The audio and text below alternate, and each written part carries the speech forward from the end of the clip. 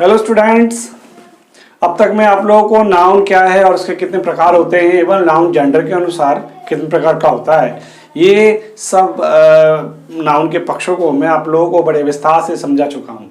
आज मैं आप लोगों को नाउन के दो और पहलू, एक है नाउन केस और दूसरा है नाउन नंबर वचन, इन दो पक्षों को नाउन के विस्तार से समझाने का प्रयास करूँगा।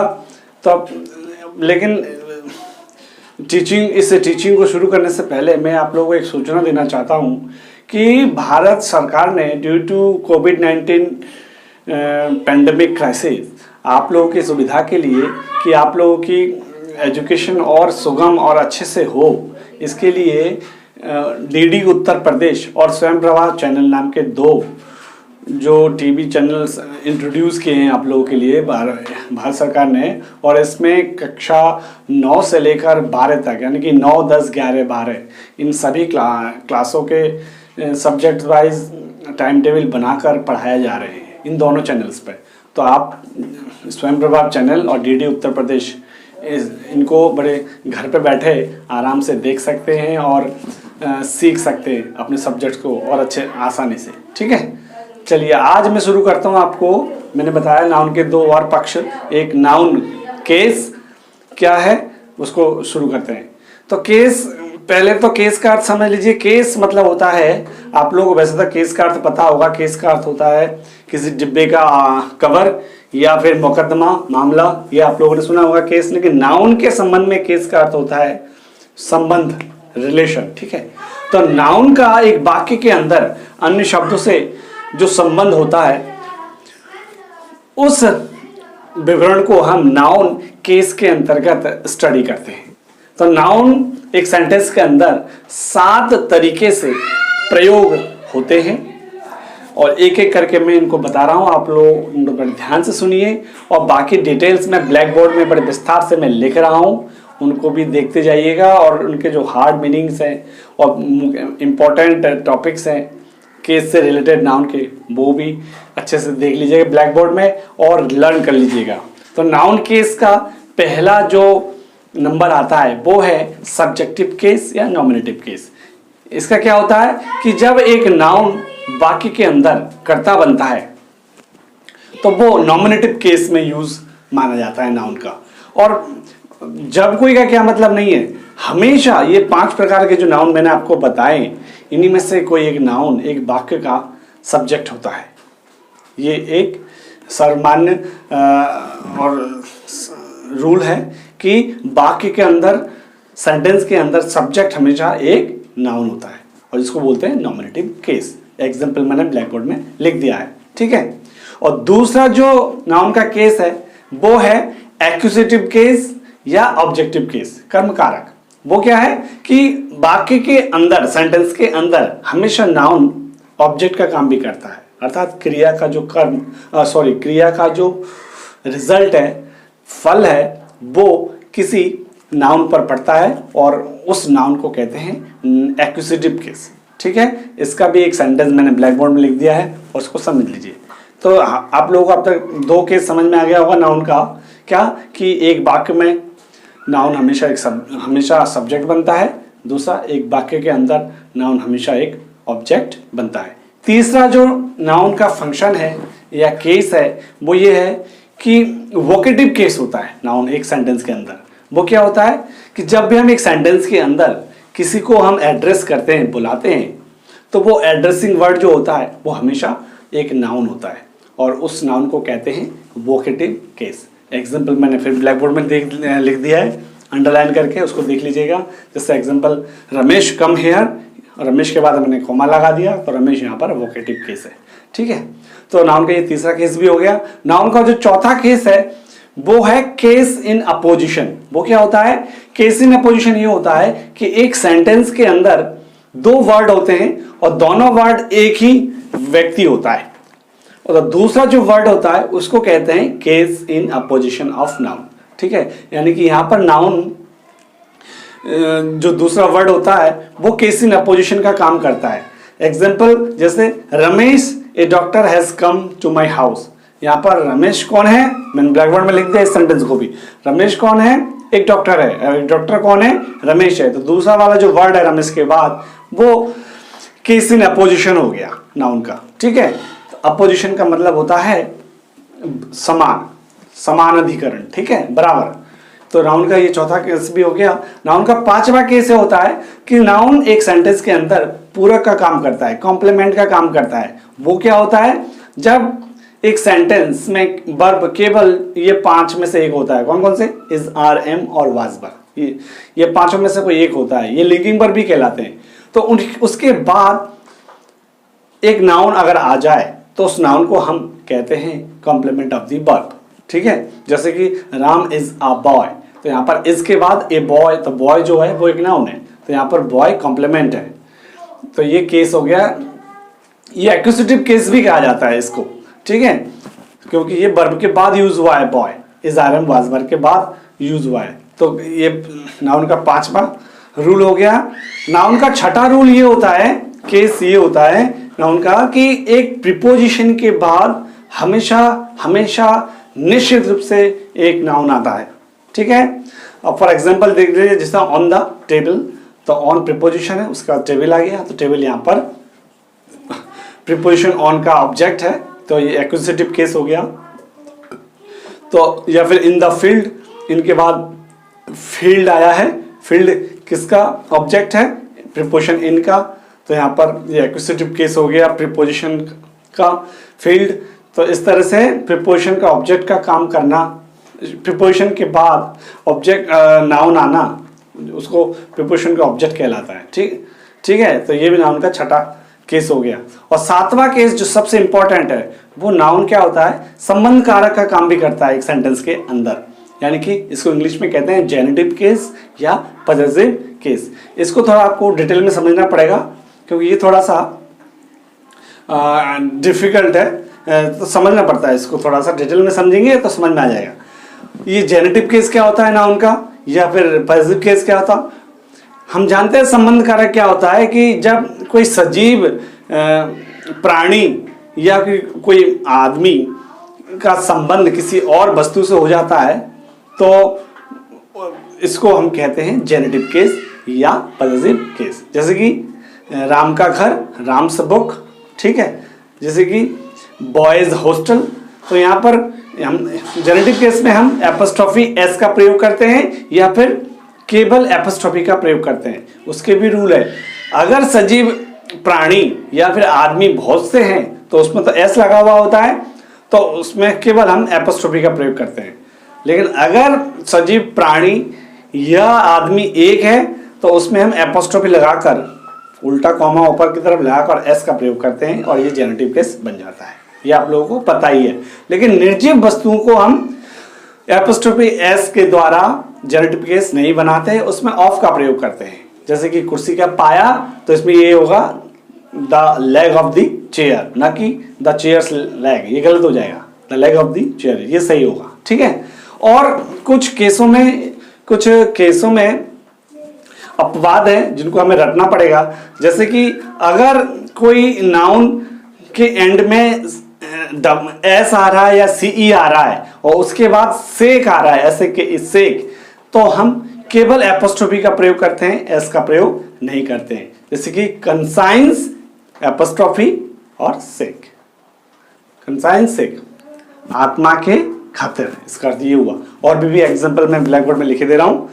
और दूसरे नियम ये है कि अगर किसी प्रोफेशन से रिलेटेड कोई घर है तो प्रोफेशन करता जो है वो सिंगुलर है, तो उसमें केवल हम एपोस्ट्रोफी लगाकर छोड़ देते हैं, उसके घर को, बिल्डिंग को, हाउस को लिखने की जरूरत नहीं होता है। फॉर एग्जांपल मैं आप लोगों को दिए दे रहा हूं, जैसे कि देख लीजिए, ये है जैसे कि बार्बर्स एपोस्ट्रोफी एस लगा दिया, शॉप लिखने की जरूरत नहीं है, क्योंकि हम जानते हैं नाई का दुकान ही होगा। या देख लीजिए सेंट जेवियर्स, अब इसमें हम लिखने की जरूरत नहीं है, मतलब सेंट जेवियर्स स्कूल, अंडरस्टूड है। सारे और भी बहुत सारे उदाहरण मैं आपको ब्लैक बोर्ड में लिख दे रहा हूं, उनको समझ लीजिएगा। इसमें हम रिलेटेड नाउन को नहीं लिखते हैं, केवल एपोस्ट्रोफी एस का प्रयोग करते हैं, ठीक है। और कुछ भाववाचक संज्ञाओं को, एब्स्ट्रैक्ट नाउन को जब हम पर्सोनिफाइड कर देते हैं, जैसा कि हमने उसमें जेंडर में भी पढ़ा था, तो तब भी हम उसमें एपोस्ट्रोफी एस का प्रयोग करते हैं, निर्जीव होते हुए भी। ठीक है, जैसे कि समझ लीजिए मर्सीज सेक, दया के खातिर, देखिए एपोस्ट्रोफी एस लगा दिया हमने, क्यों? क्योंकि मर्सी एक भाववाचक संज्ञा है इसलिए। ठीक है, और देख लीजिए जैसे कि हर्ट्स कंटेंट, यहाँ पे हर्ट को हमने जीवित मान लिया है। हर्ट्स कंटेंट मतलब संतुष्ट होने तक, पूर्ण संतुष्ट होने तक, मन भरने तक, या फिर जर्नीज एंड, ठीक है, यात्रा के अंत तक, तो हमने एपोस्ट्रोफी एस लगा दिए, क्यों? क्योंकि इन भाववाचक संज्ञाओं को हमने पर्सोनिफाइड कर दिया है। कुछ और रूल भी है, जैसे कि स्पेस, टाइम, वेट, वैल्यू, ये 4 चीजें से रिलेटेड कोई वर्ड हो तब हम एपोस्ट्रोफी एस का प्रयोग करते हैं। टाइम, जैसे कि देख लीजिए, उदाहरण के लिए मैं ब्लैक बोर्ड में सारे इन चारों का उदाहरण दे रहा हूँ। टाइम से रिलेटेड जैसे कि ए डेज जर्नी, एक दिन की यात्रा। डे निर्जीव होते हुए भी हमने एपोस्ट्रोफी एस लगाया क्योंकि ये समय से रिलेटेड वर्ड है। और स्पेस का मतलब होता है दूरी या जगह, दूरी से रिलेटेड वर्डों में भी हम एपोस्ट्रोफी एस का प्रयोग करते हैं। जैसे कि देख लीजिए, ए बोट्स लेंथ, एक नाव की दूरी, बोट निर्जीव होते हुए भी हमने एपोस्ट्रोफी एस का प्रयोग कर लिया है। अब भारी, भार, वजन के लिए भी हम एपोस्ट्रोफी एस का प्रयोग करते हैं। जैसे देख लीजिए, ए पाउंड्स वेट, पाउंड एक वेट है, तो ए पाउंड्स वेट हमने एपोस्ट्रोफी एस का प्रयोग किया, 1 पाउंड का वजन। ठीक है, तो इस प्रकार ये अपवाद है जेनेटिव केस के या पॉजिटिव केस के। और जब कई वर्ड मिलकर जेनेटिव केस बनते हैं, यानी कि फ्रेज बनकर एक जेनेटिव केस बनता है, तो लास्ट वाले वर्ड में हम एपोस्ट्रोफी एस का प्रयोग करते हैं। ठीक है, फॉर एग्जांपल मैं ब्लैक बोर्ड में लिखा जा रहा हूं, देख लीजिए, my son in law's house, तो लास्ट में लॉ वाले में एपोस्ट्रोफी एस का प्रयोग किया हम लोगों ने। ठीक है, और जब वो केस इन अपोजिशन का प्रयोग हो रहा हो नाउन में, यानी कि एक ही नाउन के 2 वर्ड हो, तो लास्ट वाले वर्ड में हम एपोस्ट्रोफी एस लगा देते हैं। जैसे कि देख लीजिए, ब्रदर फिलिप्स वाइफ, ब्रदर और फिलिप एक आदमी का नाम हो गया, तो ब्रदर कौन है? भाई, फिलिप है। फिलिप कौन है? ब्रदर है। तो ब्रदर में नहीं लगा के एपोस्ट्रोफी लास्ट वाले में लगा दिया, ब्रदर फिलिप्स वाइफ, भाई फिलिप की पत्नी। ठीक है, तो इस प्रकार से ये जेनेटिव केस के कुछ रूल्स हैं। बाकी कुछ इडियम्स एंड फ्रेजेस हैं, उनमें एपोस्ट्रोफी एस लगा हुआ होता है, उनको हमें रटना पड़ेगा, वो भी डिटेल में मैं ब्लैक बोर्ड में लिख दे रहा हूं, उनको आप लोग याद कर लीजिएगा।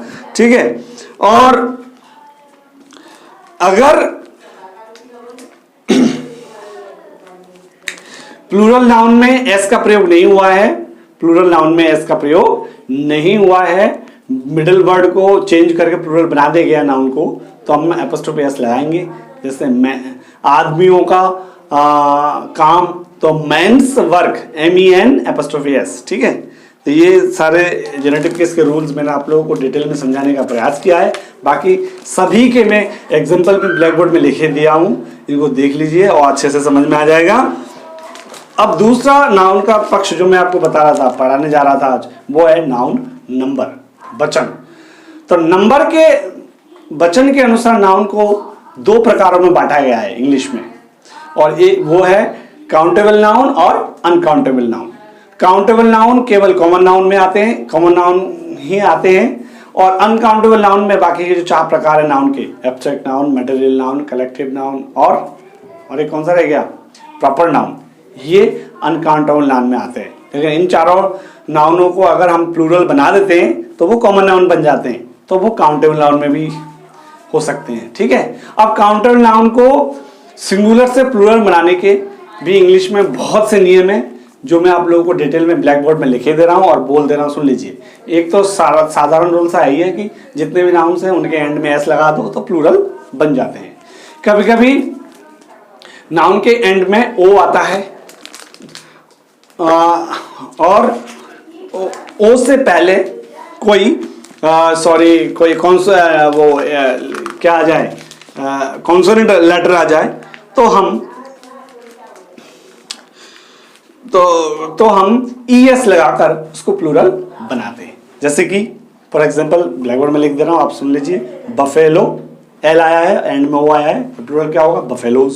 ठीक है। हीरो, HERO, हीरो, प्लूरल क्या हो जाएगा? ES लगा देंगे, हीरोज। ठीक है। तो अगर लास्ट में ओ आए और ओ से पहले कोई कॉन्सोनेंट आए तो ES लगा प्लूरल बनाते हैं। ये सारे वर्डों को मैं ब्लैक बोर्ड में लिख दे रहा हूँ, रट लीजिएगा। लेकिन अगर लास्ट में डबल ओ आए या EO आए या IO आए तो केवल S लगाकर पूरा प्लूरल बनाते हैं। और कुछ ऐसे नाउन्स भी अपवाद स्वरूप कि O होते हुए भी और उनसे पहले कॉन्सोनेंट होते हुए भी केवल S लगाकर ही हम प्लूरल बनाते हैं। इनको भी मैं ब्लैक बोर्ड में लिखे दे रहा हूँ, उनको रख लीजिएगा आप लोग। जैसे कि सोलो का सोलोज, ठीक है। पियानो का पियानोज, इसमें केवल S लगा है। ठीक है। अब बैम्बू, इसमें डबल ओ आ गया तो ऐसे लगेगा बैम्बूज। ठीक है। और देख लीजिए कैमियो, छोटा सा काम, CAMEO, कैमियो, EO आया तो ऐसे लगा देंगे कैमियोज। ठीक है। और अगर नाउन के एंड में F आया है या FE आया है तब हम F या FE को हटाकर VES लगाकर नाउन को प्लूरल बना देते हैं। ये सारे वर्डों को मैं ब्लैक बोर्ड में लिखा दिया हूँ, रख लीजिएगा। जैसे कि नाइफ का नाइफ्स, वाइफ का वाइब्स, लाइफ का लाइव्स, काल्ब का काल्ब्स, लीफ का लीव्स, शेल्फ का शेल्फ्स, वोल्फ का वोल्फ्स, थीफ का थीव्स। ठीक है।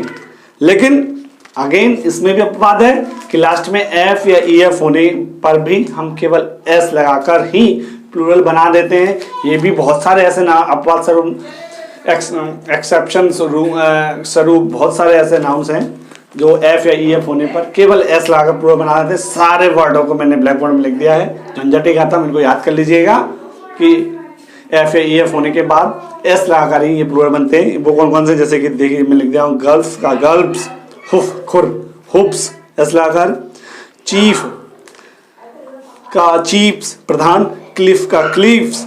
ठीक है। रूफ का रूप, सेफ तिजोरी, सेफ्स। तो ये S लगाकर इनके प्लूरल बन रहे हैं, सारे मैंने ब्लैक बोर्ड में लिख दिए हैं।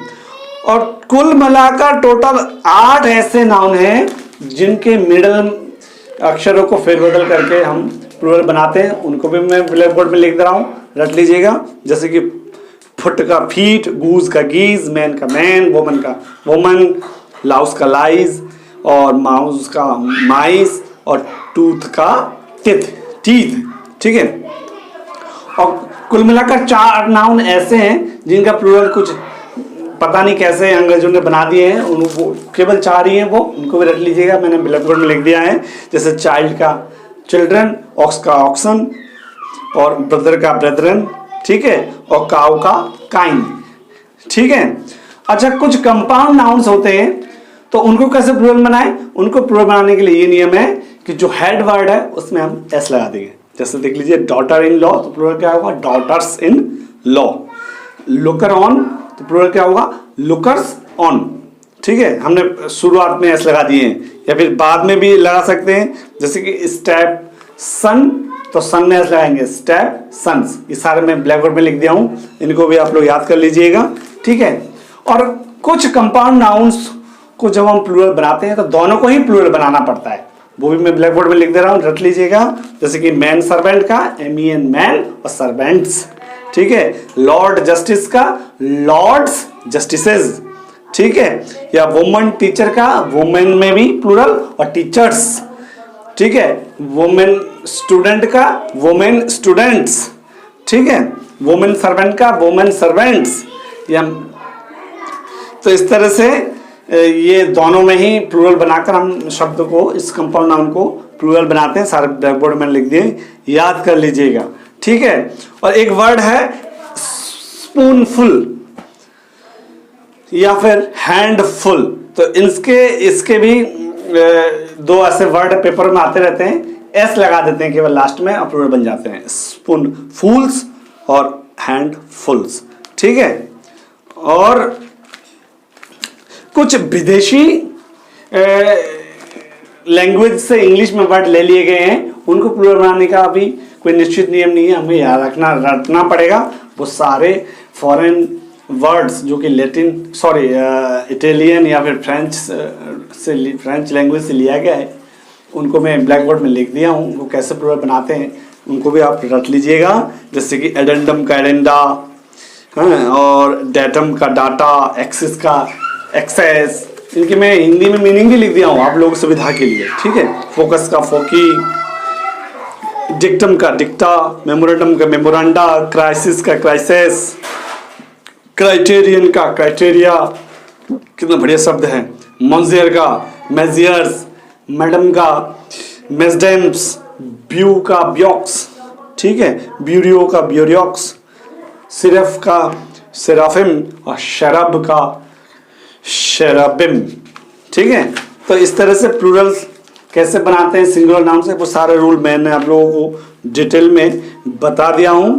एक और रूल है क्या इसमें कि अगर नाउन के एंड में वाई आए और वाई से पहले कोई कॉन्सोनेंट आए तो हम वाई को वाई में बदलकर ईएस लगाकर उस नाउन को प्लूरल बनाते हैं। जैसे कि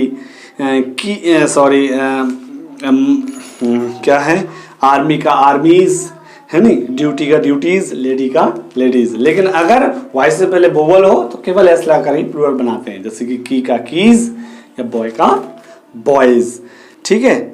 और एक रूल ये है कि अगर शायद मैं शुरू में भी बताया था आप लोगों को कि O S H C H और एक्स आने पर हम उसको प्लूरल जब बनाते हैं उस वर्ड को एंड में जब ये अक्षर आ जाए तो उसमें हम ई एस लगाते हैं। जैसे कि ग्लास का ग्लासेस, बॉक्स का बॉक्सेस, बेंच का बेंचेस, ब्रश का ब्रशेस। एग्जांपल्स मैंने ब्लैक बोर्ड में लिख दिया है, ठीक है। तो आप लोगों ने बड़े अच्छे से समझ लिया होगा कि नाउन को सिंगुलर से प्लूरल कैसे बनाते हैं। और केस जो मैंने शुरू में बताया था, आज के शिक्षण के शुरू में ही बताया था, टीचिंग के केसों को भी जो 7 प्रकार से यूज होते हैं वो भी मैंने आपको डिटेल में बता दिया है। इनको अच्छे से रट लीजिएगा। केस 7 प्रकार से होता है। केस मैं दोबारा से एक बार न्यूट शेल में बता दूं कि एक नाउन सेंटेंस के अंदर सब्जेक्ट होता है, एक नाउन सेंटेंस के अंदर ऑब्जेक्ट होता है। अच्छा, ऑब्जेक्ट में एक चीज मैं बताना भूल गया, कभी कभी सेंटेंस के अंदर जो ऑब्जेक्ट होता है वो दो होते हैं, एक डायरेक्ट ऑब्जेक्ट और एक इनडायरेक्ट ऑब्जेक्ट। इनडायरेक्ट ऑब्जेक्ट हमेशा एक लिविंग बीइंग्स होता है, सजीव प्राणी होता है, और डायरेक्ट ऑब्जेक्ट हमेशा एक निर्जीव वस्तु होता है। तो इनडायरेक्ट ऑब्जेक्ट को कहते हैं तब केस के अनुसार डेटिव केस, ठीक है। इनडायरेक्ट ऑब्जेक्ट को क्या कहते हैं, डेटिव केस। कब, जब एक सेंटेंस के अंदर दो ऑब्जेक्ट हो। लेकिन अगर एक ही ऑब्जेक्ट हो सेंटेंस के अंदर तो वो तो एक्यूजेटिव या ऑब्जेक्टिव केस हो ही गया, ठीक है। और तो मैंने बता दिया आपको, सब्जेक्ट बनना नाउन का काम है सेंटेंस के अंदर, ऑब्जेक्ट बनना नाउन का काम है सेंटेंस के अंदर, पॉजेसिव या जेनेटिव केस बनना जो मैंने रूल समेत समझाया आप लोगों को वो भी नाउन का एक काम है। प्रीपोजिशन का ऑब्जेक्ट बनना अर्थात प्रीपोजिशन के तुरंत बाद नाउन आना वो भी नाउन का एक काम है, एक केस है नाउन का। और वोकेटिव केस, बुलाना किसी को तो हम नाउन को ही बुलाते हैं, वो भी एक नाउन का काम होता है। और केस इन अपोजिशन अर्थात दो नाउन होंगे, पहला नाउन का ही दूसरा नाम होगा दूसरा, केस इन अपोजिशन बोलते हैं इसको, ये भी नाउन का एक काम है। और इज आर एन और वाज वर के बाद भी नाउन आ सकते हैं। यहाँ पर ये सर्वमान्य रूल नहीं है, कभी कभी is are an was were के बाद एडजेक्टिव भी आ जाते हैं, एडवर्ब भी आ जाते हैं, और कभी कभी नाउन भी आ जाते हैं। बाकी उसमें तो नाउन आते ही आते हैं 6 में, लेकिन यहाँ कॉम्प्लीमेंट बोलते हैं जिसको, is are an was were linking verb, उनके पास जब आता है नाउन वो होता है नाउन का एक्यूजेटिव केस या कॉम्प्लीमेंट। क्या होता है, कॉम्प्लीमेंट, जो कि एक नाउन होता है। ये सेंटेंस के अंदर नाउन के प्रयोग है कि नाउन सेंटेंस के अंदर कहाँ कहाँ प्रयोग किए जाते हैं और नाउन कैसे सिंगुलर से प्लूरल बनाते हैं वो मैंने आप लोगों को डिटेल में बता दिया है। आज के लिए इतना ही। नेक्स्ट वीडियो में लेकर आऊँगा कि कुछ नाउन सिंगुलर में प्रयोग किए जाते हैं, कुछ प्लूरल में प्रयोग किए जाते हैं, कुछ दोनों में ही प्रयोग किए जाते हैं। तो ये बहुत इंपॉर्टेंट रूल होगा नाउन का अंतिम पार्ट, चौथा पार्ट जो मैं लेकर आऊँगा शीघ्र ही। तब तक के लिए धन्यवाद, थैंक यू, नमस्कार।